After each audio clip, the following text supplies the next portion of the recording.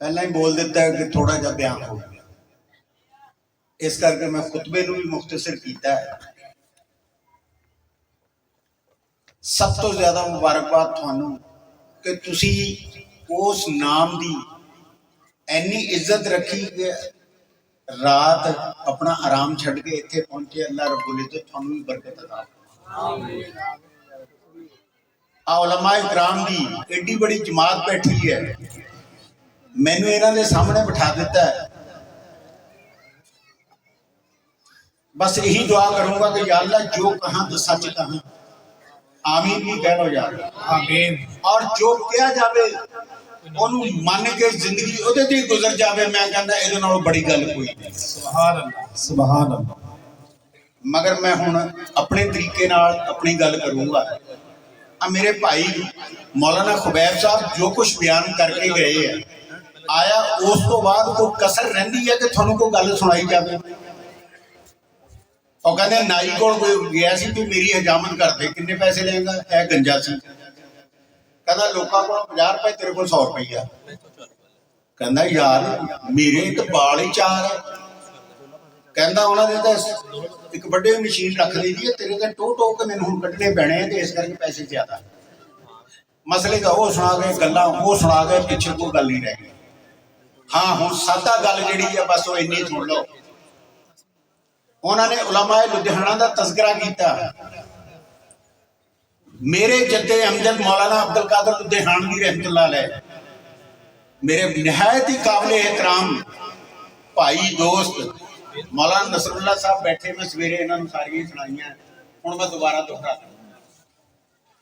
मेरे जद्दे अमजद मौलाना अब्दुल कादर लुधियानवी, उन्होंने 4 बेटे, 4 चों बड़े बेटे मौलाना सैफुर रहमान अफगानिस्तान चले गए, उन्होंने औलाद का सानू नहीं पता। मगर मुजाहिदीन जिहड़े जाके आए उन्होंने दस्सिया कि काबल च उन्होंने कबर है। बाकी उन्होंने जिहड़े 3 छोटे भाई सी, उन्होंने तिन्नां दे विचों बड़े जिहड़े है यानी दूसरे नंबर पे वो मौलाना अब्दुल्ला साहब, उस तो छोटे मौलाना मोहम्मद साहब, उस तो छोटे मौलाना अब्दुल अजीज साहब। मैनू अपने बड़ियां ते फख्र है कि मौलाना अब्दुल अजीज रहमतुल्लाह अलैह मेरे पड़दादा है। 1884 का जिक्र किया, जोहर की नमाज तो बाद मिर्जा बदमाश पहला तकरीर करके गया, उस वेले अपने भाई को बिठा के मौलाना मोहम्मद रहमतुल्लाह अलैह कहने लगे फतवा लिख। बोलिया मौलाना अब्दुल अजीज साहब ने लिखा, मौलाना मोहम्मद साहब ने, खट्टू मल प्रेस लुधियाना ने 1901 चो किताबी शक्ल च छाया किया।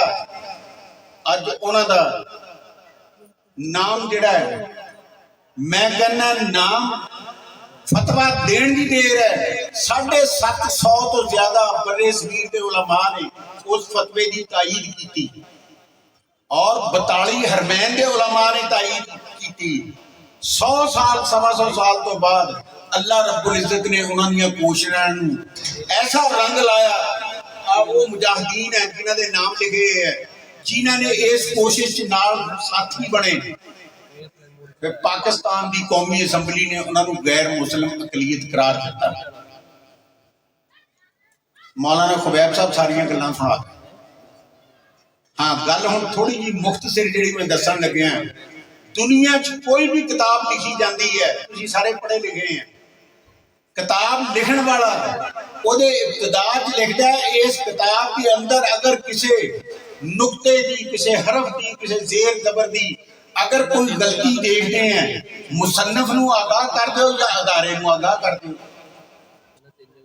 ठीक है भी आही पढ़ते हैं, मगर कुरान मजीद ऐसी किताब है जिहदे भेजण वाले ने, जिसकी कलाम है, जिसकी एक गल है, उसने गल इब्तिदा च कहती जाल किताब ला रही बखी, ਇਹਦੇ अंदर शक ही कोई ना करी जो कहता है। तो जो कह दिता वो की है, उन्होंने दसिया 100 आयत खत्म नबूवत के मुतल्लक है। ਉਹਦੇ ਚ गल है या नहीं कि मैं इन्हों आखिरी नबी बना के भेज दिता, जब अल्लाह ने गल कह दी गल मुक्क। हुण कोई दलील की लोड़ है? हाँ दलील बाहर भी मैं देखी हैं। अल्लाह रब्बुल इज्जत ने बाहर बहुत जाने का मौका दिता। मैं आस्ट्रेलिया गया, गए तो इटली सी, अगे भी जा सकते सी। मैं अपने तर्जमान नूं कहा कि आस्ट्रेलिया की इजाजत ले ला। कहता की गल? मैं कहा 2200 साल पुराना बाइबल का नुस्खा इत्थे मौजूद है, मैं वो देखना चाहना, क्योंकि मैं एक गल पढ़ी है कि उस नुस्खे के अंदर जो लिखा है वो मैं थोड़ा दसन लग्या। इजाजत ले चले गए नेशनल लाइब्रेरी। मैं कहा ठीक है, इंग्लिश इन्नी बोलता नहीं होंगी, हाँ तू ਇਹਦਾ तर्जमा मैनू करके दस दे। ਅਸੀਂ भी ਐਵੇਂ कोशिश करना बह जाते हैं। साढ़े एक मेहमान आई अजीजदारी सैयद सलमान अहमद अब्बासी रहमतुल्लाह अलैह, उस घराने नाल भी उन्होंने भी कुछ ख्वातीन बैठियां। एक औरत आई ना, जब उसके सामने कोई चीज़ रखी तो उन्होंने कहती है हम हुनी हुनी खा के आए हैं। भी जे तेनों नहीं उर्दू आती इदा के पंगे कानूं लेने हैं, जबान अपनी की गल कर लो। मैं कहा मैनू तो अंग्रेजी आती नहीं, तू मैनू ये दस दे। उन्हें पहले 3 सफे जो पढ़ के सुनाए मैं थोड़ा सुनान लगे। बाइबल के अंदर लिखा है कि जिस वेले आसमानी बाप ने, अल्लाह कहने रब कहने वो ईसाई, वो कहता आसमानी बाप ने जिस वेले आदम नूं तखलीक किया ओदा कद 160 फुट सी, सिर उसका 4.5 फुट सी। जब उसके अंदर रूह दाखिल की है, फिर 40 साल तो बाद आदम ने अपना आप जाहिर किया, यानी अखा खोलियां, इस जहान नूं देखिया, जहान नूं देखिया, अरश ते निगाह पई, उत्ते लिखिया सी कलमा ला इलाहा इल्लल्लाह मुहम्मद रसूलुल्लाह। एक किहदे च लिखिया? बाइबल च लिखिया। अब पूरी इबारत लिखी है। तो आदम ने उस वेले गल कही, अल्लाह रब्बुल इज्जत नूं मुखातब कर दे या दुआ मंग दे कि या अल्लाह ला इलाहा इल्लल्लाह दा तो मैनूं पता है, क्योंकि आलमे अरबाज में इस गल का इकरार करके आया। आगे मुहम्मद रसूलुल्लाह की है। जवाब मिलया कि तेरी औलाद दे विच एक साले नेक वक्त बच्चा होए। ये बाइबल के ही अल्फाज में दस रहे हैं। कहन लगे मेरी तो कोई औलाद ही नहीं है, कहन लगे हले नहीं है, एक वक्त आएगा तेरी औलाद होएगी और उस औलाद एक खासी देर तो बाद आएगा, इस तरह नहीं देख सकेगा। अच्छा भी इनू इत्थे इन्ना उच्चा लिखिया क्यों लिखा गया? जवाब मिलया कि जेड़ा इहदे नाल लगेगा वो इत्थे तक पहुंचेगा। जेड़ा इहदे नाल लग जाएगा किसी भी तरीके दे नाल वो इत्थे पहुंच जाएगा। उलमा दसदे है कि आदम अलैहिस्सलाम को एक इज्तिहादी गलती हुई, उसके नतीजे च जमीन ते आ गए। आदम अलैहिस्सलाम दा जमीन ते आना भी दस दिता। आदम अलैहिस्सलाम इत्थे 1000 साल तक रोंदे रहे कि मैं गलती कर बैठे, रब्बना ज़लमना अनफुसना, दुआ मंगते गए। अल्लाह रब्बुल इज्जत ने कुरान मजीद च फतलक्का आदम मिन रब्बिही कलिमातिन फताबा अलैहि, अल्लाह ही कह रहा है कि असी आदम के दिमाग च गल पाई, ए जिहड़े कलमात लिखे है इन्हां कलमात के बदले अगर तू माफी मंगेगा असी तैनूं माफ कर देंगे। और कलमात की है? ला इलाहा इल्लल्लाह मुहम्मद रसूलुल्लाह। अज असी मान रहे हैं इस कलमे नूं, पर उत्थे उलमा ने होर भी गल कही, दुआ मंगी।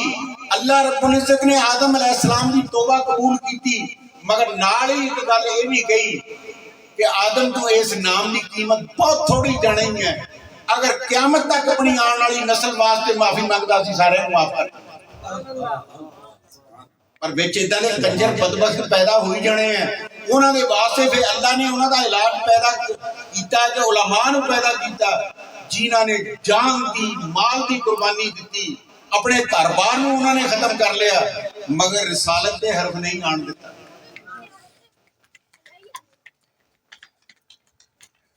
तो कहते किसी ने पेंट सला ली, घर आके पा के देखी तो 2 गिरे बड़ी सी। घर वाली को कहन लग्या भी तेरा बड़ी है, 2 गिरे तेन कट के सीते, हम कितने बाजार जाऊंगा, दुकाना ही बंद हो गई।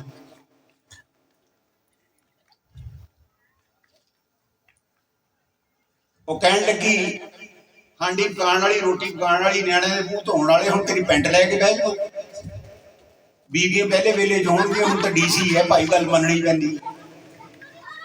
ਉਧਰੋਂ ਹਟਿਆ, ਆਪਣੀ ਮਾਂ ਲੜਕੀ ਨੂੰ ਕਹਿਣ ਲੱਗਿਆ ਕਿ ਬੇਟੀ ਮੈਂ ਸਵੇਰ ਨੂੰ ਲਾਹੌਰ ਜਾਣਾ, ਮੇਰੀ ਪੈਂਟ 2 ਗਿਰੇ ਬੜੀ ਹੈ, ਇਹਨੂੰ ਜ਼ਰਾ ਕੱਟ ਦੇ, ਸੀ ਦੇ, ਤਾਂ ਕਿ ਮੈਂ ਸੁਬਾਹ ਪਹਿਲੇ ਟਾਈਮ ਨਿਕਲ ਜਾਵਾਂ। ਉਹ ਕਹਿਣ ਲੱਗੀ ਆਪਾਂ ਤੈਨੂੰ ਚੰਗਾ ਭਲਾ ਪਤਾ ਸਵੇਰ ਨੂੰ ਅਲਜਬਰੇ ਦਾ ਪਰਚਾ ਮੈਂ ਸਬਕ ਯਾਦ ਕਰਾਂ ਜਾਂ ਤੇਰੀ ਪੈਂਟ ਲੈ ਕੇ ਬਹਿ ਜਾ, ਸਾਰੇ ਸਾਲ ਦੀ ਕੀਤੀ ਕਰਾਈ ਰਹਿ ਜਾਣੀ ਹੈ।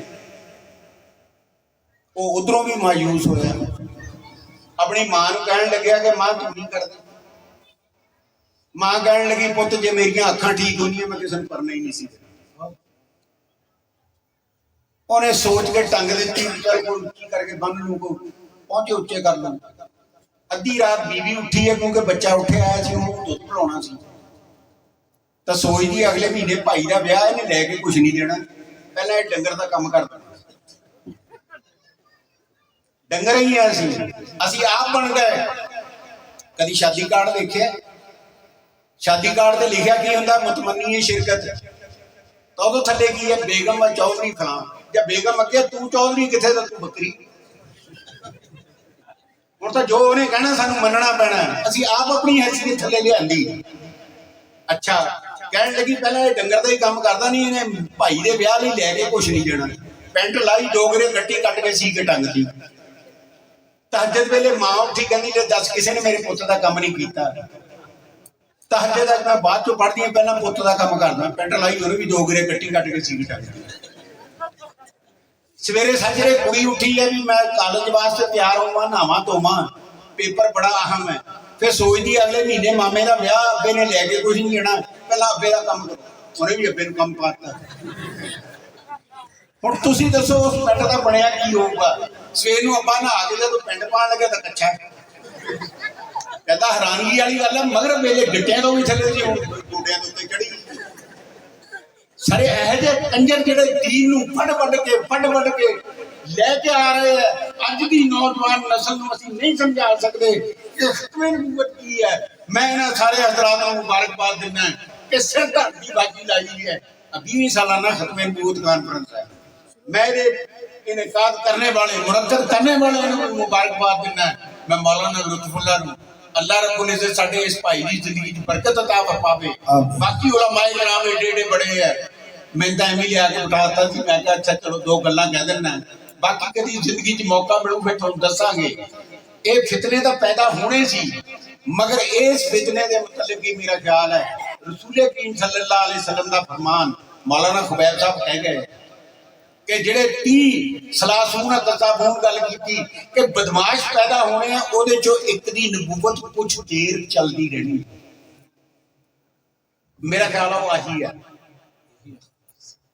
ਜਿਹਦੇ ਤੇ ਅਸੀਂ ਵੀ ਢਿੱਲੇ ਹੋਏ हैं। ने नबी ਤਾਂ ਇਹਨਾਂ ਨੇ ਦੱਸਿਆ ਜਿੱਦਾਂ ਕਈ ਪੈਦਾ ਹੋ ਗਏ। 1907 ਚ ਚੀਚਾ ਵਤਨੀ ਇੱਕ ਪਟਵਾਰੀ ਨੇ ਦਾਵਾ ਕਰਤਾ ਮੈਂ ਨਬੀ ਹਾਂ। ਉਹ ਕਿਸੇ ਨੇ ਕਿਹਾ ਪਟਵਾਰੀ ਤਾਂ ਵੈਸੇ ਹੀ ਰੱਬ ਲੱਗੇ ਹੋਏ ਹੁੰਦੇ, ਤੂੰ ਸਾਰਾ ਨਬੀ ਬਣ ਕੇ ਬਹਿ ਗਿਆ, ਐਡਾ ਬੜਾ ਉਹਦਾ ਛੱਡ ਗਿਆ। ਇਹ किसी ਵੇਲੇ ਫੇਰ ਦੱਸਾਂਗੇ। ਦੁਆ ਅੱਲਾह रब्बुल इज़्ज़त ਤੁਹਾਡਾ ਆ ਕੇ ਬੈਠਣਾ और गल सुनना और अपने घर जाके सुनाना, अपने दोस्त अहबाब तक इस पैगाम को पहुंचाना, ये जिम्मेदारी जो हो गया है। अल्लाह रब्बुल इज़्ज़त सारे का आके बैठना उठना सुनना कबूलो मंजूर फरमावे और उलमा दी जिंदगी की बरकत अता फरमावे। आमीन कह दियो। वाहिर दावाना।